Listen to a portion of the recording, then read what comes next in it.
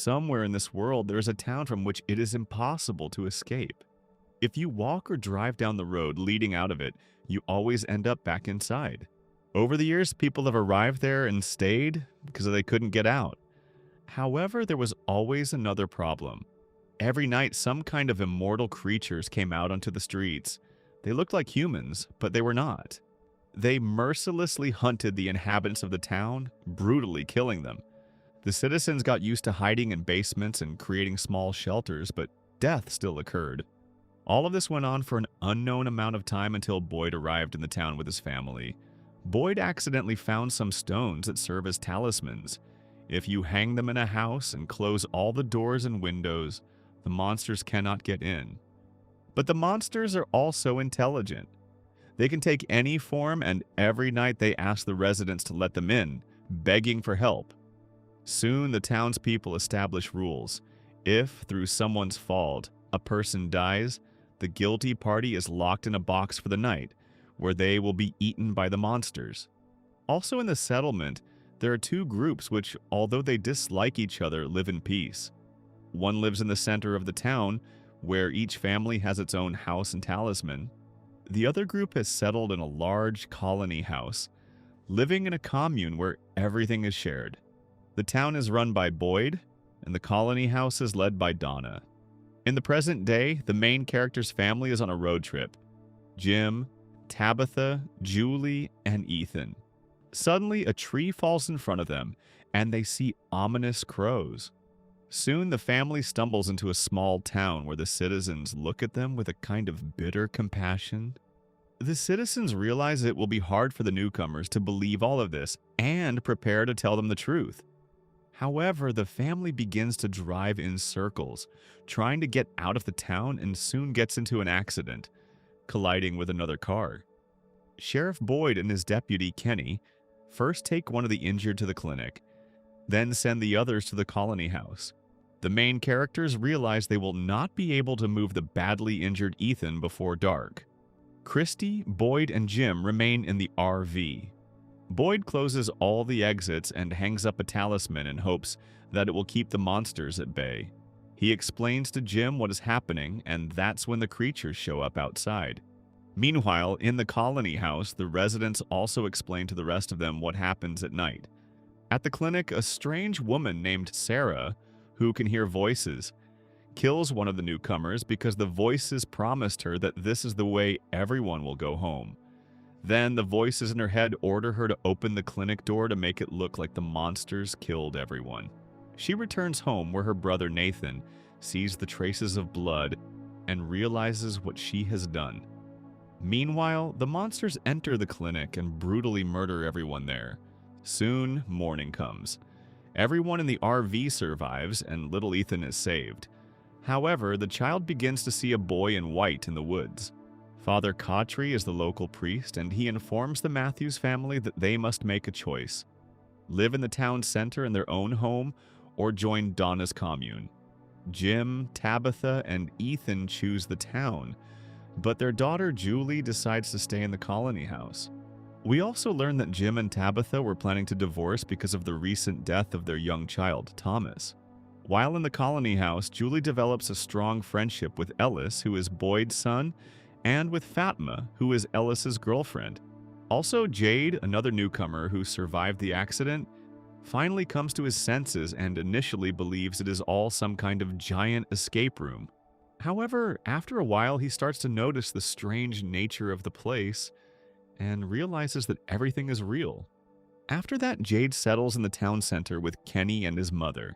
We are introduced to another resident, Victor. He behaves like a child and is the oldest inhabitant of the settlement. We don't know exactly when it happened, but one day the monsters killed everyone in the town and Victor was the only survivor. Throughout the season, he does various strange things, and we also learn that he, like Ethan, sees the boy in white. Soon he shows Ethan strange trees. If you enter them or throw any object inside, it will be teleported to a random location. We also see that Victor has been drawing sketches throughout his life that either predict the future or depict the past. However, no one takes him seriously. Sarah has a seizure, and the voices in her head tell her that she must kill little Ethan. The woman kidnaps the boy, but her brother tries to stop her. As a result of the struggle, Sarah kills Nathan. This is witnessed by Father Kotri, who ties her up and locks her in his basement so that she will not be executed by the townspeople. Sarah tells him about the voices, and at first he thinks she is crazy, but she proves their existence by telling Kotri things she couldn't possibly know. Jade sees a strange symbol in the cellar along with a crushed monster that disappears like a hallucination. He tells Kenny about it, and Kenny explains that the town is full of strange phenomena. For example, the town itself seems to exist in multiple places at once, since people have arrived there from different parts of America. Suddenly, Jade hears interference on the radio and decides to build a stronger transmitter to contact the outside world. Together with Jim, they gather various parts and construct an antenna on a hill, but they still receive only static. At the same time, Jade begins seeing hallucinations of mutilated soldiers from the American Civil War, which makes him believe he is going insane. Soon, Kenny's mother, Tianchen, notices that Jade is drawing a strange symbol and shows him an old notebook containing the same drawings. Inside it, Jade finds a photograph of a young Victor. After this, Jade realizes that he is not going crazy. Jim and Tabitha discover that although electrical devices in the town work, the wires themselves contain no metal strands. In other words, it should be impossible. Determined to understand this, Tabitha begins digging a hole in the basement to find where the wires lead. Boyd is haunted by his past, having been forced to kill his wife after she lost her sanity. Because of this, his relationship with his son has been deeply damaged. Despite this, he pulls himself together and decides to search for answers. He plans to venture deep into the forest, taking a tent and a talisman with him in hopes of discovering something. Soon, Father Kotri tells Boyd about Sarah and the voices she hears, confirming that what she says might be true. He suggests that Boyd take her along, as she could be connected to the town and might be the key to understanding everything. On the night that marks Fatima's one-year anniversary in the town, one of the colony house residents is manipulated by the monsters and opens a window. What follows is a massacre. Among the major characters, only Father Kotri is killed. Meanwhile, Victor and Julie flee into the forest. They enter a faraway tree, and Julie is transported back to the cellar. After that night, Victor disappears. Boyd and Sarah continue their journey into the forest in search of a way out. After walking for several hours, they come across a strange tree covered in hanging bottles. When one is knocked down, Sarah suffers another seizure, forcing Boyd to set up camp. When she regains consciousness, Boyd shows her the note found inside the bottle. It is dated 1864. Sarah says a new voice has appeared in her head, warning them not to go any further, claiming there are things far worse than the monsters in the forest.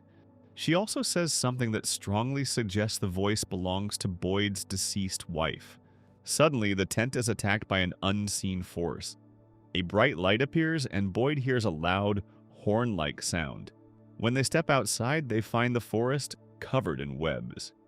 Boyd begins hallucinating his wife again, before being attacked and bitten by spiders. Eventually, they spot a lighthouse, the apparent source of the strange sound. By this point, Boyd is extremely weak and can no longer continue. With night approaching and no shelter nearby, he is ready to give up. Then the boy in white appears and tells Sarah about the faraway trees. She pushes Boyd into one, and he finds himself trapped in what appears to be a bottomless well with no way out. At the same time, Jade and Jim decide to build a massive antenna on top of the colony house, and the residents come together to help them. Once it is complete, Jim activates the radio and hears a voice addressing him by name. The voice warns him that Tabitha should not have dug the hole. Jim rushes home, but at that very moment, the floor of the basement collapses, and Tabitha falls into a cavern. There, she discovers that the electrical wires do not actually lead anywhere. Victor suddenly appears and tells her that it is not safe. The monsters sleep there. He shows her their drawings and explains that the boy in white told him where to find her. They must leave immediately. Just before sunset, as tension reaches its peak, a bus full of new people arrives in the town. This marks the end of the first season. In season 2, just before the bus pulls into town, Elgin, one of the passengers, has an ominous dream and begs the driver not to go any further. However, they ignore him and stop at the diner. The townspeople quickly realize how difficult it will be to explain everything to so many newcomers, so Donna threatens them with guns and forces them into the diner. However, some manage to escape. Meanwhile, Jim tries to rescue his wife, who has fallen into a hole in the basement, with the help of the new arrivals. Soon the house collapses and the others decide to delay the rescue since night is approaching and the monsters will soon emerge. When the monsters arrive, they kill several of the escaped newcomers. Meanwhile, Victor leads Tabitha through the tunnels beneath the town. Tabitha sees a small child trapped in a cage inside the cave.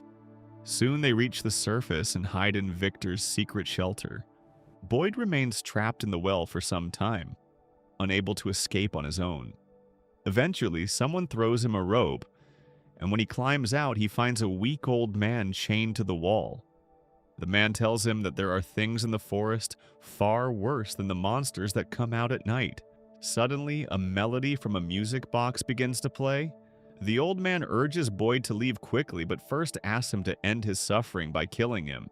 Boyd tries to free him instead, but when the music stops, the man scratches Boyd, presses his bloody hand against the wound, and says, "My blood is now your blood," before dying.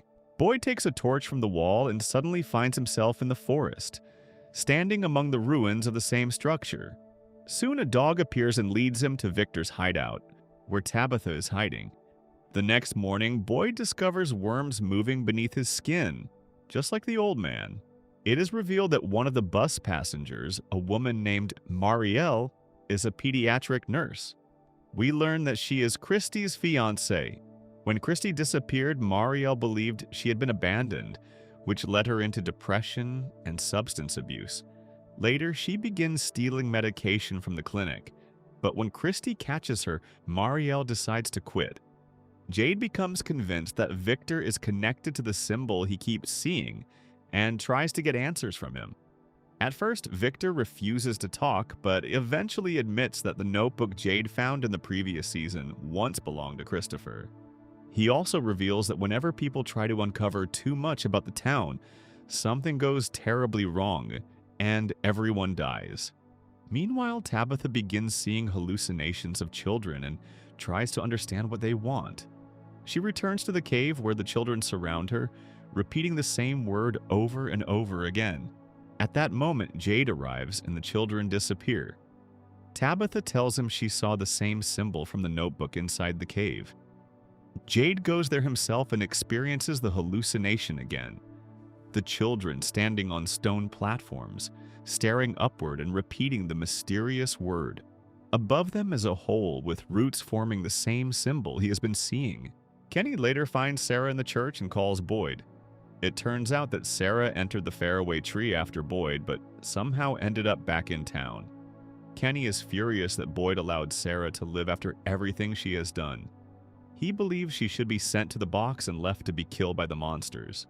However, Boyd insists that the rules have changed. Sarah is too important to kill because of her connection to the town. Soon after, the entire town discovers that Sarah is still alive. Boyd begins to experience disturbing hallucinations, along with intense pain caused by the parasites under his skin. As time passes, people begin to realize that food supplies will soon run out because of the new arrivals. Distrust starts to grow, and during an attempt to calm everyone down, Ellis is stabbed. He is taken to the clinic at night where the group realizes that due to blood loss, he may die. It turns out that Boyd shares the same blood type, but Boyd refuses to give him a transfusion, fearing that the parasites in his blood will be passed on to his son. At first, no one believes Boyd, but soon everyone notices the parasites beneath his skin. Desperate, Boyd decides to take a risk. He plans to transfer the parasites to one of the monsters outside. He goes out, wounds a monster, and the parasites move into it. The creature collapses and dies. something previously thought impossible since no weapon had ever been able to kill them. Boyd then returns to the clinic and successfully transfuses his blood into Ellis. At the same time, we learn that Fatima is pregnant, something that should be impossible as doctors had previously told her she could not have children. However, Donna reassures her that this place defies logic. The group decides to perform an autopsy on the dead monster, hoping to understand how the parasites managed to kill it. However, they discover that the creatures have no blood at all, and their organs have long since dried up.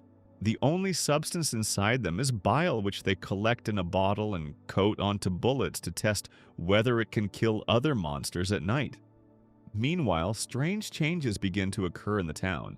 For the first time, the seasons begin to shift, something that had never happened before, as it was always summer in Fromville.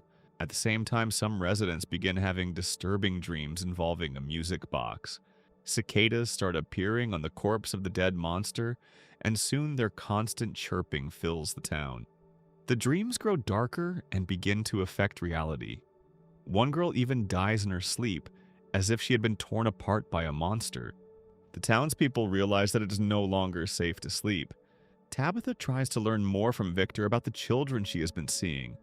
He takes her to a graveyard of cars that he has collected over the years.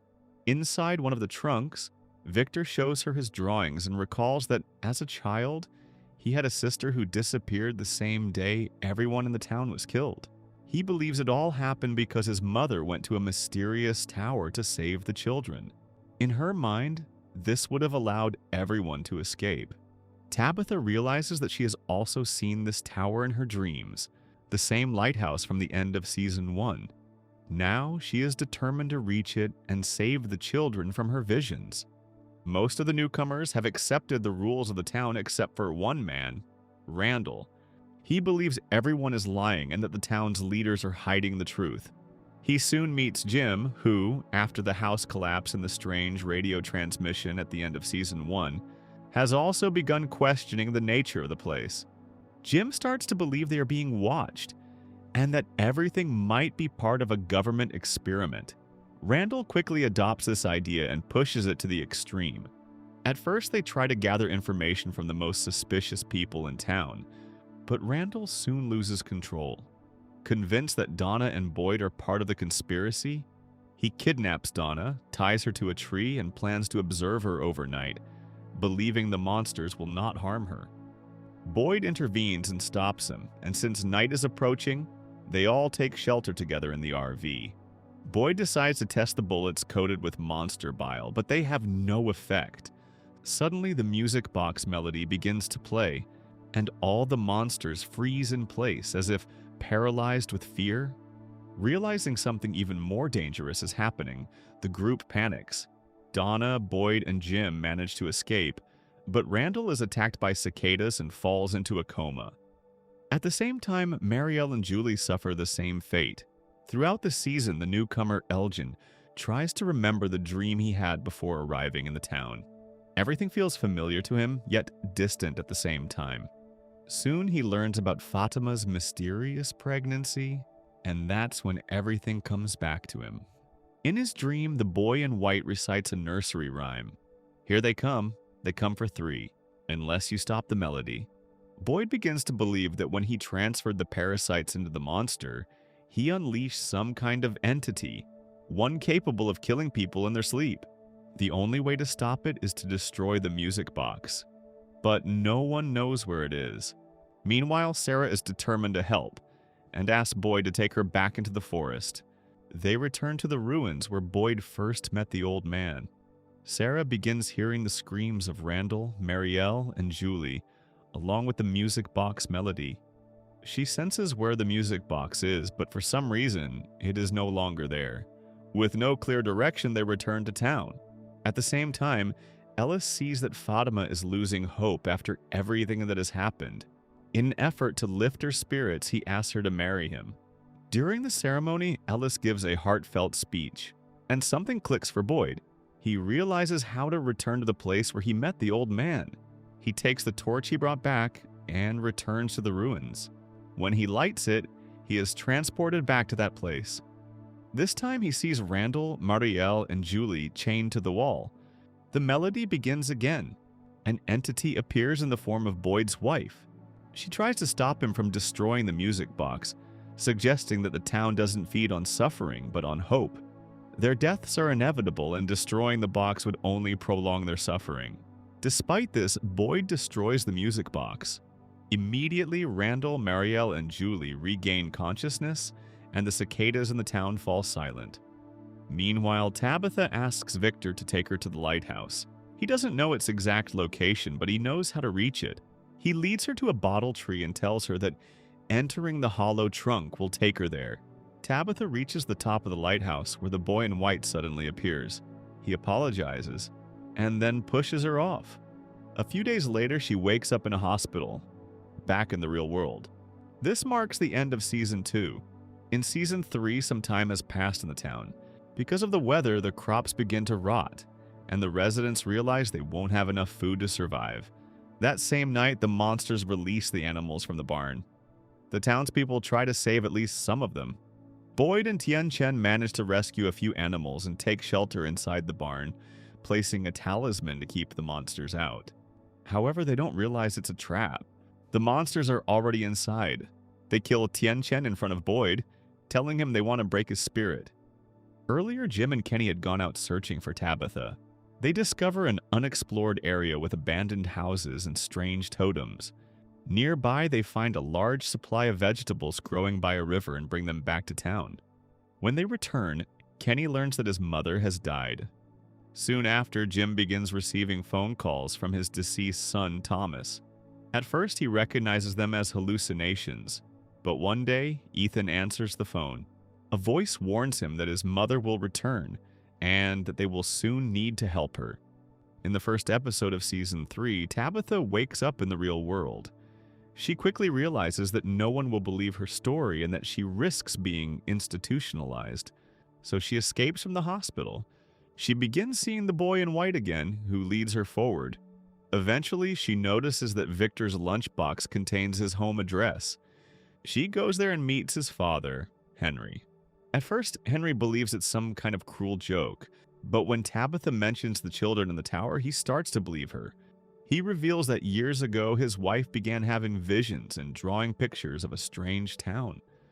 Eventually, she and her children ended up there. She believed she had been chosen to save the children trapped in the tower. Henry shows Tabitha all of the drawings Miranda made before they disappeared. In the backyard, Tabitha notices a bottle tree, just like the one that took her to the lighthouse. Henry explains that this is only a replica. The original was created by his wife in a nearby town. They decide to go there, but on the way, they are involved in a car accident. When they regain consciousness, they are in an ambulance. Suddenly, the vehicle stops. A tree has fallen across the road. Tabitha immediately realizes what is happening. They are being pulled back into the town. She tries to warn the paramedics and a police officer, but no one believes her. Night falls as they arrive. The driver stops when they see a body lying in the road. But the body isn't a resident. It's one of the monsters. As the paramedics step out confused, the monsters emerge from the darkness and begin killing them. Boyd arrives with Randall and manages to save Tabitha and Henry. However, he is forced to leave Randall behind. The monsters don't kill him. Instead, they leave him crippled to further terrorize the town. Meanwhile, a new police officer named Acosta escapes from the monsters and begins shooting at anything that moves. She accidentally kills a woman standing at a window, which leads to her weapon being taken away. At the same time, Fatima starts experiencing strange symptoms due to her pregnancy. She can no longer eat normal food and discovers that the only thing she can digest is rotten vegetables. This terrifies her, but an older woman named Tilly tries to calm her down. Tilly attempts to read her fortune using tarot cards, but suddenly a crow crashes into the colony house and dies. Tilly takes this as a sign of a bad omen. Soon after, Fatima realizes she is also drawn to the taste of human blood when she is near a corpse. In the ambulance that Tabitha and Henry arrived in, there is an ultrasound machine, so they decide to check on the baby. However, the scan shows nothing. Fatima is not pregnant. Tabitha reunites with her family and tells them everything that happened to her. Soon the entire town learns about it, and many begin accusing her of failing to help them. After hearing about the bottle tree, the townspeople decide they want to use it themselves to reach the lighthouse and escape this place. However, the first person who enters the tree ends up embedded inside the wall of a pool and dies instantly. After that, no one dares to try again. Meanwhile, Henry is finally reunited with his son, Victor. At first, they are hesitant, given how many years have passed, but ultimately the reunion goes well. Victor realizes that the changing climate is a bad sign. He tries to remember what happened the night everyone died when he was a child. He begins digging up belongings from the dead, and together with Sarah, he attempts to piece everything together. Eventually, he remembers Christopher, someone who was also connected to the town. Christopher used to talk to a doll, and according to Victor, it knew the truth. The problem is that the doll is hidden in the caves where the monsters sleep. Victor and his father go there and find the doll, but it doesn't speak. Later, Victor realizes that it was never the doll that spoke. It was the boy in white. The boy in white had told Christopher the truth about the children. They were born in darkness and they were killed in darkness. But someone told them a story that gave them hope, and they poured that hope into the roots which formed the tree. Christopher didn't believe the boy in white, so Victor told his mother what he had heard. That's when Miranda decided she had to go and save the children. Unfortunately, she was killed before reaching the tree, and that same night, everyone in the town died except for Victor. After remembering all of this, Victor decides to cut down the bottle tree. But the boy in white appears and stops him, saying, "That tree is important." He refuses to explain further, insisting that they must figure it out themselves. Meanwhile, Fatima's condition worsens. Despite the ultrasound showing nothing, she is convinced she is pregnant. She tries to stop eating rotten food, but it only makes things worse. Eventually, she appears to lose control and kills Tilly. Ellis and Boyd hide her in the woods while they try to figure out what to do next. At the same time, Elgin continues having strange dreams about a dried-up woman in a kimono. These visions soon begin to manifest in reality. He finds an old Polaroid camera, and the photos it produces seem to guide his actions. Believing he is helping, Elgin drains his own blood for Fatima. He then kidnaps her and takes her to a hidden room in the cellar. Elgin believes that her child will be the key to everyone's escape. He locks her inside and feeds her his blood, hoping to accelerate the baby's growth, and it appears to work. Meanwhile, Randall, Marielle, and Julie have recovered from the events of the previous season, but each of them is still affected. Randall continues seeing cicadas, and Julie hears constant screaming in her head. One day, they stumble upon the ruins where they were once chained. Julie realizes that the voices disappear when she is near that place. Later, she returns with Ethan and enters the ruins. She is transported back in time, and it turns out she was the one who threw Boyd the rope into the well. She is then transported again, this time to the tunnels, where she hears the voices of her mother and Victor. Afterward, the torment returns. Ethan calls for help, and Julie is pulled out of the ruins, regaining consciousness. Later, she tells Ethan that she might be able to use the ruins to change the past. Meanwhile, Jade learns more about the bottle tree and retrieves several notes with numbers written on them. Eventually, Jade collects all the numbered notes, but they don't seem to follow any clear logic. At first, he believes they are dates, but the numbers exceed any reasonable timeline, suggesting they must mean something else entirely. Earlier, the townspeople travel to a nearby settlement with vegetables to replenish their supplies. Jade goes with them, and once again, he begins to experience strange hallucinations. At the same time, he discovers unusual red stones and sketches everything he sees in the village. When Tabitha learns about this place, she insists on going there. She claims she remembers it from dreams she had as a child. When they arrive, Tabitha realizes that her fate was always leading her here, that she was destined to find this place. Meanwhile, Sarah begins hearing the voices again. They tell her that Fatima has been kidnapped and mock her, saying no one will find her in time. Sarah tells Boyd, and the townspeople immediately begin searching for Fatima. Soon, they suspect that Elgin is involved. Boyd is left with no choice but to interrogate him. But in the end, Sarah is the one who forces the truth out of him. They discover where Fatima is being held and rush to the cellar, but they are too late. Fatima has already given birth, and the woman in the kimono has taken the baby into the underground tunnels. When the others arrive, they bring Fatima back to safety. Boyd goes down into the cellar and witnesses something horrifying. The baby begins to grow at an unnatural speed, eventually transforming into the same monster they killed in the previous season. Meanwhile, Tabitha is walking with Julie when she suddenly sees a child beckoning them to follow. They do, and it leads them to a devastated Victor inside the cellar. He tells Tabitha that this is where he last saw his mother and sister. At that moment, something clicks for Tabitha. She realizes that somehow she remembers that day as well. She tells Jim and Jade everything, and together they finally begin to understand the meaning behind the mysterious numbers.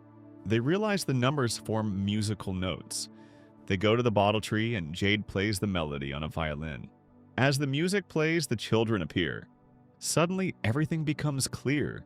The melody is a lullaby, and the strange word the children have been repeating means remember. Tabitha and Jade realize that they are reincarnations of people who were here before. Tabitha is Victor's mother. Jade is Christopher. And this is not their first cycle. They have been trapped in this place since the beginning. They are the parents of some of the children, and the monsters are the result of past people who sacrificed their children in exchange for immortality. Overwhelmed, Tabitha asks Jim for time to process everything. Jim, shaken by the revelation, retreats to the RV. That's when Julie bursts in, panicked, saying they have to change the story. At that moment, a mysterious man dressed in yellow appears. From his voice, we realize he is the same man Jim spoke to over the radio in Season 1. Without hesitation, he kills Jim. This marks the end of Season 3. And that's everything that's happened so far? With so many mysteries still unsolved, it feels like we're only just getting started. Season 4 has a lot to answer, and it's going to be interesting to see where the story goes next.